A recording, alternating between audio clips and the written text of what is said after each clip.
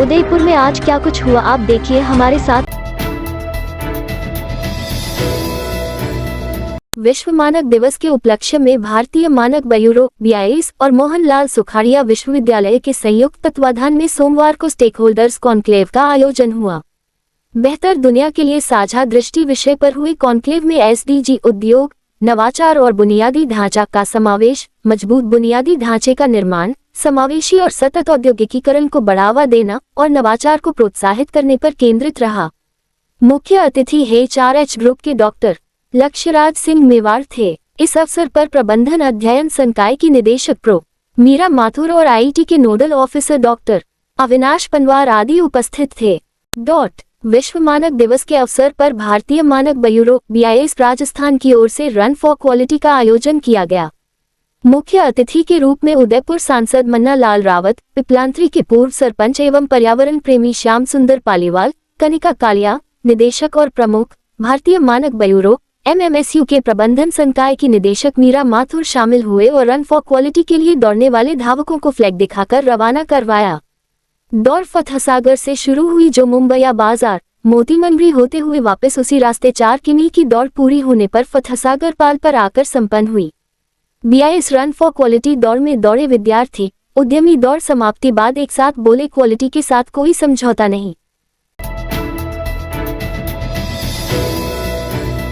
शहर में लगातार डेंगू का प्रकोप बढ़ता जा रहा है, वहीं दिन प्रतिदिन डेंगू के मरीजों की संख्या में भी इजाफा हो रहा है। MB अस्पताल के डॉक्टर ने बताया कि आउटडोर में रोजाना करीब 500 से 700 मरीज सर्दी, जुकाम और बुखार के आ रहे हैं। उसमें से करीब 500 मरीजों में डेंगू और मलेरिया के लक्षण दिखाई दे रहे हैं। उदयपुर शहर में डेंगू के बढ़ते प्रकोप को देखते हुए अब नगर निगम के स्वास्थ्य विभाग ने भी अपनी तैयारी शुरू कर दी है और शहर की गलियों में फॉगल मशीन द्वारा धुआं छोड़ा जा रहा है, जिससे मच्छरों को नष्ट किया जा सके। जिला पर्यटन विकास समिति की बैठक आज जिला कलेक्टर अरविंद पोसवाल की अध्यक्षता में कलेक्ट्रेट सभागार में आयोजित की गई। उदयपुर में पर्यटन विकास की संभावनाओं और पर्यटकों की सुविधाओं में विस्तार को लेकर चर्चा की गई। बैठक में नगर निगम और पर्यटन विभाग के साझे में प्रस्तावित हेरिटेज वॉक की रूपरेखा पर चर्चा की गई। कलेक्टर पोसवाल ने हेरिटेज वॉक के व्यापक प्रचार प्रसार के निर्देश दिए। बैठक में नगर निगम आयुक्त रामप्रकाश, UDA आयुक्त राहुल जैन, उप निदेशक पर्यटन शिखा सक्सेना सहित विभिन्न विभागों के अधिकारीगण, समिति सदस्य आदि मौजूद रहे। कालका माता मंदिर प्रांगण पर माता की प्रतिमा पर विशेष श्रृंगार कराया। जानकारी के अनुसार शारदीय नवरात्रि के षष्ठमी मंगलवार को माता की प्रतिमा पर लाल चुनर ओढ़ाए एवं माता को विशेष श्रृंगार कराया।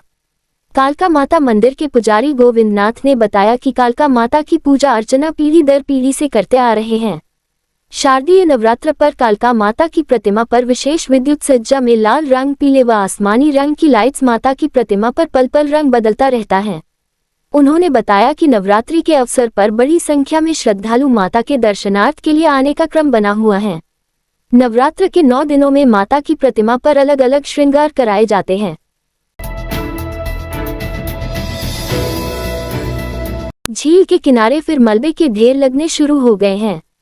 जानकारी के अनुसार झीलों की नगरी की झीलों के आसपास गंदगी व कचरा डालना एवं मलबा डालना कानून अपराध की श्रेणी में आता है। बावजूद इसके लोग झीलों के किनारे गंदगी व मलबे की ढेर लगा रहे हैं। इसी कड़ी में स्वरूप सागर झील के अंबावगढ़ नई पुलिया के पास इन दिनों मलबे के ढेर लगने शुरू हो गए हैं। बता दें, इसके पूर्व प्रशासन की ओर से इस स्थान पर गार्ड तैनात किया ताकि लोग यहां पर गंदगी व कचरा एवं मलबा नहीं डाल सके।